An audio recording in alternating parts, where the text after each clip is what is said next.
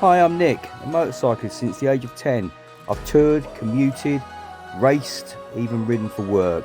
So join me on my journey as I twirl a few spanners, fix a few projects, crash a few bikes and generally enjoy life on two wheels. Like, subscribe and all that rubbish. Thanks a lot. Morning YouTubes, afternoon, evening, wherever you may be. Welcome to a little video that I thought I would do about summer riding kit and what I wear. Now, some of you may be aware I used to ride for work, so I was on a bike for 10, 12, 15 hours a day, every day, rain, shine, ice, blizzards, heat waves, whatever. And this is a selection of riding kit that I've basically got over the years, which I use in different weathers for different reasons. But I'm going to run through what works for me, and that's what works for me based on a lot of experience. This isn't just stuff I've chucked together. This is stuff that is tried, tested and works in basically hot weather. So if you're interested, keep watching and let's have a quick look at what I've got. Right then, let's crack on with riding kit, excluding the cat, Milo, my video apprentice who always makes an appearance. Don't you, buddy? Don't you, buddy? Yeah, right. Clothing wise, you want a nice breathable top on. That makes a huge difference. That's a running top, and a lot of that front paneling is mesh, it's vented, so you get a lot of airflow through that. These are running shorts, again, mesh inside, and you can't really underestimate the getting a bit of breeze through the old fella to keep you nice and cool, avoid you sweating too much in your kit and being uncomfortable. A buff, you might think that's a bit weird that I've got a buff down there, but the reason that I've got that there is because dual purpose really. In the summer, if you're out for a long run, it can start to chill off in the evenings and you might want that, but when it's baking hot, soak that in water, put it around your neck, not over your face, just around your neck, and that will keep you cool because you've got a couple of very large arteries that run through your neck, and keeping wind flow and chilling over your neck does actually make a big difference. More of a luxury than anything, Alpine Stars cooling vests. You've probably seen guys on, you know, grids and all that sort of stuff with this kit. They're not cheap, but they make a massive difference. Now this is like a breathable membrane, and what you do is fill it full of water. You put half a litre in there, and then you slosh it around, front to rear, and it absorbs into a cloth lining inside, and then that slowly evaporates. And the evaporation is what keeps you cool. These work really well. They are expensive, but you might find one second-hand on eBay, something like that, but they're worth it. Last but not least in the riding kit, a Hydra pack. Doesn't need to be Krieger. There's plenty of cheap options that you can buy online, but keeping your fluids up is probably the single most thing that will save you bacon on a summer's day, because dehydration causes big issues. Loss of hydration can cause, you know, heat stroke, overheating, a lot of stuff. So a Hydra pack's well worth having. And in the back of this, in the main pocket, this side bit here, I keep basic first aid kit, just in case, because you never know when you're going to need it. Not necessarily you, but someone else. So that is a riding kit that I will wear underneath or on top of my kit on a daily basis. Socks, go with what you want. I use running socks. Depending on the boots I'm wearing, they'll be either short or slightly longer. So let's move on to the first set of riding gear. Right then, riding gear. Now this isn't what I used to wear at work, because this is casual riding gear. This isn't stuff that I would wear for high-speed use or anything like that. This is going down the pub meets, out for a bike night, out with your mates, grabbing a coffee. This is the sort of kit I would wear. First of all, armour jeans. These are hood, and they are, if you can see in there, they are basically lined to there. They've got D30 armour in them, and I've probably had these for 10 years, if not a little bit longer. And although they are getting a bit worn, You know, obviously you can see they need a wash. That's from just like kneeling down, lubing the chain after rides and stuff. These are still good. Again, not cheap, but you pay for what you get. And I know Hood can do tailored versions, so you can get shorter leg length if you want it and stuff like that. They're not super cool, as in temperature, because obviously they do have a full lining. But, you know, they're a good balance between keeping the skin on your legs and maintaining some sort of temperature. So that's trousers. Jacket. Got a couple of jackets here.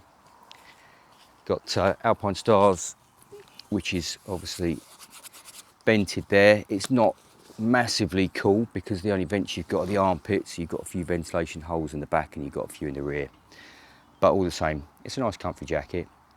And it depends what you're riding. If you're riding something that needs a leather jacket, then chuck it on. Alpine Stars vented jacket. Now this is vented all the way through, and this is a pretty cool jacket.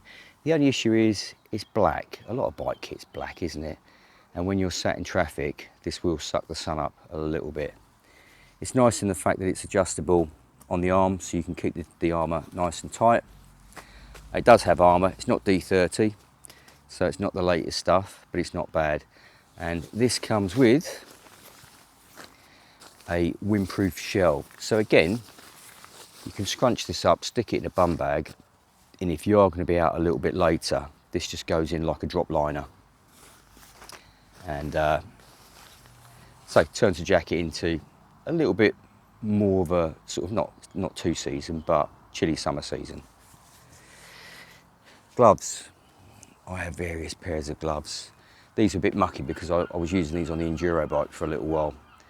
They need a good scrub, but shorty gloves, again, I like my wrists to be covered if possible. So these just get, you know, occasional summer use, or as I say, off-road use. That's what I've been using these for. Vented gloves, these are Lindstrands, and I think these were bought. I had a pair of gloves split, and I had to go buy a pair while I was out on the road, and I ended up with these. They got palm protection, knuckle protection, and obviously these cover a little bit higher. These are quite cool, and these were my sort of summer glove for a little while. And then we now have a pair of, these are my now summer gloves, held. They've got a harder scaphoid area there, and these vents do actually work. You do get a bit of air over your hands, and obviously these are vented in the places they need to be vented. These dimples are just for using your phone screen. These are self-adhesive ones you can buy.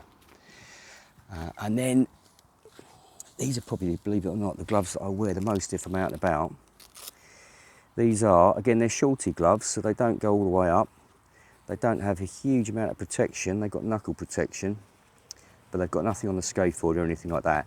Now, I will say I have got some like Alpine Star GP Pro gloves, which are full-on bike racing gloves. I don't wear them very often. I wear them for track days because they're just not massively comfy. And I did have some Knox Handroids, and they were the most uncomfortable gloves I've ever had. So personally, I can't recommend them. However, these, they're a bit faded now because these are quite a few years old. 78 Motor Company. These are the Speed Glove in Dune Yellow. You can take the piss all you like, but these gloves were the comfiest gloves I've ever had from day one. I bought these at a bike shed show, and the guy that runs 78 Motor, I think he's Anthony, he made me put the gloves on, and then he gave me a hand massage with some wax just to give him some protection. And I love these gloves. Yeah, they are just so comfortable, so nice to ride in. And then boots wise, Helston boots. Again, everyone's going to go, oh yeah, hipster, whatever, I don't give a shit. These are comfy. They've got some protection built in. And obviously you've got the additional gear change pad both sides if you ride an older bike, but yeah, so that's what I wear. So that's my casual riding gear. Now let's move on to some more touring stuff on two levels, basic touring and more hardcore touring if you like, and see what we got there. Here we go. This was what I'd probably call this my UK touring suit, because at the moment my UK touring bike is a little Triumph single, my 400 Scrambler, and the green matches perfectly. So it's some of it because of the riding, or some of it because I'm a bit of a tart for stuff like that. But anyway, this is a suit made by Merlin, which is a UK company. And this is the Mahala Raid suit. Explorer range, I think it is. Mahala Raid. Can you see that? Obviously this is full of D30 armour. And I love this suit. It wasn't hugely expensive either. But you've got some internal pockets there. Obviously pockets there. Inside pockets. D30 armour throughout. And obviously it's vented. I don't know if you can see through there. Can you see through there? Don't know. Again, vented on the insides of the arms, adjustable, excuse the glass, and vented on the back. And you do have a pocket on the back as well, a poacher pocket, which you can chuck gloves in, you can chuck a buff in there, you can chuck what you want. Trousers are the same, obviously zip to the jacket like most modern stuff. Little pocket there for, I use that for earplugs. I don't put anything hard in. Pockets down there like keys, just in case, because you never know where you're going to land. Adjustable for the hips, again, D30 armour throughout, and you've got vents on the back of the leg, obviously vents on the top there, and on the back of the leg there. Not quite sure why you just got those two little patches there, but anyway, maybe they're grip patches, yeah, we'll go with that. But this suit is lovely and comfy, it really is. It's quite lightweight, it's not massively heavyweight. And this is what I'm going to be using in July of this year for a trip from Kent, which is in the very south of the UK, to the Outer Hebrides, which is towards the north of Scotland. So yeah, Merlin Mahala. As I say, I think this was a sports bike shop. It was a good price, and I'm sure if you look around you might be able to get some stuff on sale. But once this ambulance or whatever it is goes past, ambulance car. But yeah, have a look around at the Merlin kit, because it's getting more and more popular, and they're doing some really good stuff now, really big range. But I recommend that. Merlin Mahala Raid suit. Now let's move on to the last set of kit, which is my more, spin the camera around, my more serious touring suit, I suppose. Yeah, we call it that, more serious touring kit. Let's get on to that now. Right then, we're on to the big dogs now. Hideout Leather.